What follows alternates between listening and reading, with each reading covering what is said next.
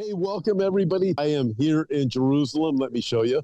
You can see I am near the Jaffa Gate. It is nighttime here. It's night here, and there's still people out. It is Yom Kippur. It's just a few days ago. Very strange Yom Kippur. It's nothing happens. Everything's closed. The whole nation goes into a fast. And I don't know if you guys know this, but my body doesn't fast very well. So we had to, when we discovered that the day before everything shut down, we had to store up a bunch of food like Winnie the Pooh. And we did. But we've had an incredible time. Now, tomorrow, so it's Tuesday here. Tomorrow is Wednesday. Wednesday, sundown, Sukkot starts. That's a Feast of Tabernacles.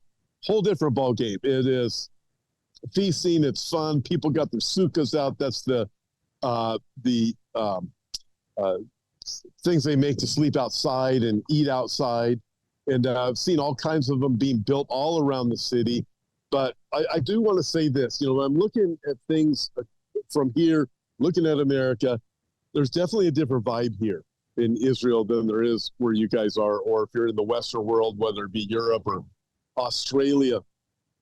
I'm reading the news, and I want to say something. We got the war going on up north, drone attacks. Now there's drone threats even in the U.S. Some military bases are concerned about some drones that are they're not real sure what they are. So we see these, and the drone attacks coming from Iran, which has really stepped up the game, and that is a concern. Let me deal with the Israel problem first, and then I'm going to talk about some things that absolutely nobody's talking about. It is so unbelievable the work that the Lord is doing here, and it will bring hope to your times, hope to your day. But let's deal with the problem first. So Israel is problem. I had the opportunity to interview, I think I mentioned it yesterday, former Israeli consul to Los Angeles, Dr. Hillel Newman, and we were talking about the Iran problem with the nukes. Israel cannot let that happen. They cannot let Iran get that because they know that they'll be used on Israel. Iran has obviously already launched ballistic missiles against Israel, so it's a problem. Everybody knows Iran's a big deal. That's why we have the problem with Hezbollah and Hamas, the Houthis, and everybody else. And we all get that. But this is going to escalate. There's no doubt about it. Israel has to deal with this problem. They still have to deal with the problem from the missiles from April 13th. They have to deal with the missiles that were launched a couple of weeks ago. Israel will send a message. It will be tough. I'm absolutely convinced of it. I don't know what's going to happen. Could happen when we're here tomorrow. Could happen during Sukkot. Could happen after we're back in the States. But Israel still has to deal with not just that, sending the message back to Iran about what they've done, but also with the nuclear problem that Israel is facing. They can't let this go on. We look at the election coming up, and Israel's, what's going to happen? I had dinner with a couple of people tonight, a couple of Israelis tonight that we have met, and they asked me, what's Kamala Harris going to be like? I told them, bad. What's Trump going to be like? Trump will be way more favorable to Israel than Kamala Harris will ever be. I promise you that. But they're concerned. They don't know, which direction is this going to go. But there is also this thought process. You can tell with talking to people from Israel. We are ready to do whatever we have to do with or without the United States. They realize the Biden administration has promised things, not delivered, told them not to go into Rafah when they needed to. And so Israel's already learning we are on our own. We don't have anybody that is with us. And we know that will be progressing that way as we are dealing with the last days. Then we have all of these other different dynamics that are taking place. We still have Ukraine. There's wars and rumors of wars. Weather manipulation is a big factor. I should get Monkey on to talk about that sometime. So we look at all of these different things that are taking place. And I want to throw this out there because here is some hope. And by the way, I want to mention this first, too, before we go to the really hopeful part, is we do have the conference coming up in Southern California, just a few weeks away now. I believe there's still a few spaces that are left for in-person. I say, listen, we have unbelievable speakers. Check them out, 16 different people speaking. Unbelievable. All the different speakers that are going to be there, including Dan Cohen, David Tao, Eric Stackelbeck, Brandon Holdhouse. Look at the long list of names that are there. It's going to be absolutely terrific. Go ahead and register online. You can register now. You are going to be so glad that it's 3 days, November 8, 9, and 10, Friday, Saturday, Sunday. Jeff Kinley, Todd Hampson, several others are going to be all part of it. But again, sign up, register for that. And then it's going to be great. I would love to meet you. You're going to be disappointed if you don't come to that. All right. Now I'm going to share something with you that this is so cool. So I go to a cafe here that I'm familiar with. And every morning there's these two gentlemen that are here. They're like in their 70s or 80s or older, 70s, I believe. And they're sitting in the cafe, out right in front of the cafe. And somebody that I know introduced me to both of them. They said, you need to know these guys. You need to do a video with them. I said, okay. And they told me what the story was. Two gentlemen. I'll do a post on it tomorrow or the next day. Check this out. One of the individuals sitting at the table was this gentleman named Ehud. He was one of the IDF soldiers that came through the Lions Gate in 1967, the 1967 war. He went up on the Temple Mount while Jordan was on the west side of the whole city. Israel, the IDF came in through the eastern side, through the eastern gate, surprised Jordan.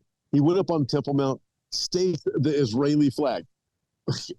And at the same time, sitting at the table today, there's this guy who is fighting for the Jordanians, and he was throwing rocks at the soldiers, the same soldiers who were coming in through the eastern gate to stop them from putting the flag on there.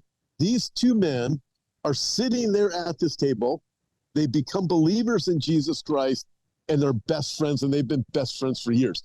Folks, I mean, you can't make something like that. You can't. Only God can do that. I've observed 2 different worship services with Arabs and Jews. That is amazing. Worshiping Yeshua, worshiping the Lord Jesus Christ. Arab Jews, and apparently this is growing, as people who say they understand Islam isn't it, Judaism as they've known it isn't it. The answer is in Yeshua. The answer is in the Lord Jesus Christ. And I'm watching this, meeting these two men today. Again, I'll do a video with them before we leave here. These two men fighting against each other, 1967, and then that happens. And now we have Arabs and Jews worshiping Yeshua together here in Israel. And it's not just in Jerusalem, I found out. This is happening in different parts of Israel. Folks, you don't hear about any of these things on the news. Where I understand the elections are going on. I understand there's a war here. But even with those things taking place, God is moving and doing remarkable things. All right. That's just one of the many stories of things that have been happening. One of the many. It just goes on and on. Check this out. So we met a few days ago at a cafe. We met this gentleman named Eli Shukron. We know who he is. I know who he is. He's the chief archaeologist at the city of David. This is totally cool. I've been wanting to meet with him for years. We met at a cafe. By chance, Roddy introduced us to us. Hey, you know him? You need to know him. So we started talking. Turns out that he is the chief archaeologist, city of David. He is the one that found the gold bell for the religious service. The only one that has ever been found. He is the one who had found it. So cool. Just a mind blower. But there's so much more to this. So with him, some of you have heard about that. We went to what's called the Melchizedek Temple, or Temple Zero.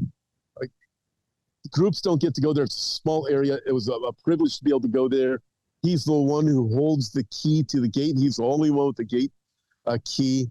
He took us down to it, and their archaeology is here.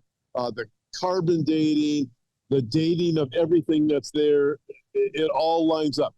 Melchizedek is believed to be, and it seems rightly so, that this is the temple. Abraham came to this place. Now, I'm standing there.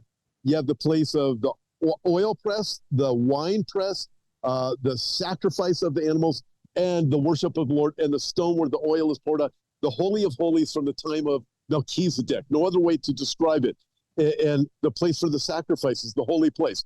In this temple, folks, get this, in this temple, in Melchizedek temple, it's the place where Solomon was anointed to be king. In this temple, this is the place where the Ark of the Covenant was when it was not in Shiloh.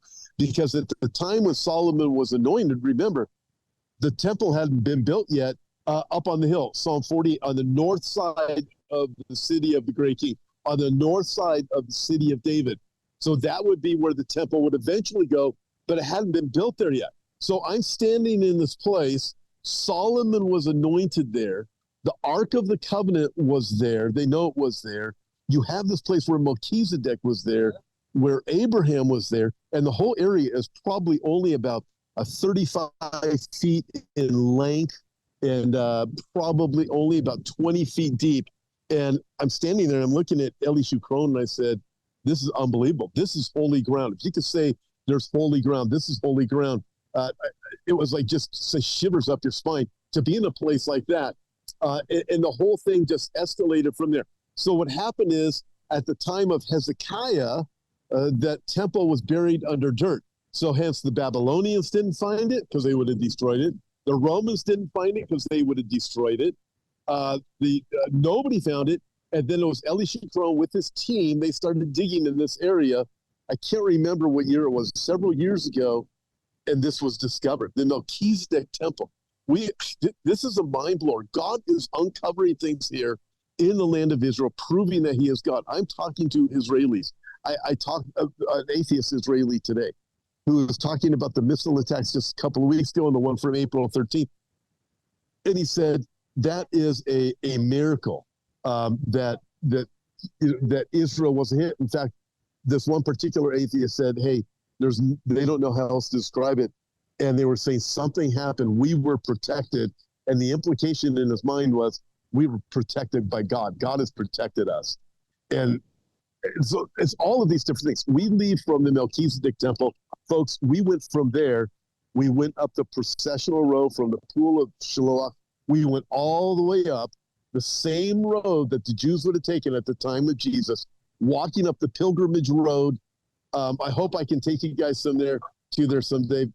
Go with us. If we're not raptured, come with me to Israel. I would absolutely love it. But we went up the pilgrimage road all the way up to, you come out at the Robinson's Arch. For those of you who know it, you think, wow, from the pool of Siloam all the way up to Robinson's Arch. When Jesus in John chapter 9, he sends the blind man to the pool of Siloam to wash his eyes. That's the pool. And then he had to go walk all the way back up to the temple area on that same road. The disciples walked on that road. Jesus walked on that road. Every Jew coming to Israel that washed in the pool of Siloam to cleanse themselves at the feast days would have walked on that road. And we walked it today with Elishu Crone leading us, going up, doing that procession. Folks, I look at all of these things. God is revealing himself to the world and to the nations and to the nation of Israel, even to Arabs, watching Arabs and Jews worship together, watching, you can't make this up, an IDF soldier and somebody fighting for the Jordanians in 1967 against each other and sitting at a cafe because they're believers in Jesus and they become best friends over the years. Unbelievable things are happening while wars are happening, digital currency, threats of mark of the beast, a very bad election coming in the United States of America. And Christian, I want to say vote against evil. Kamala Harris is evil. God bless you guys. Thank you for joining me today.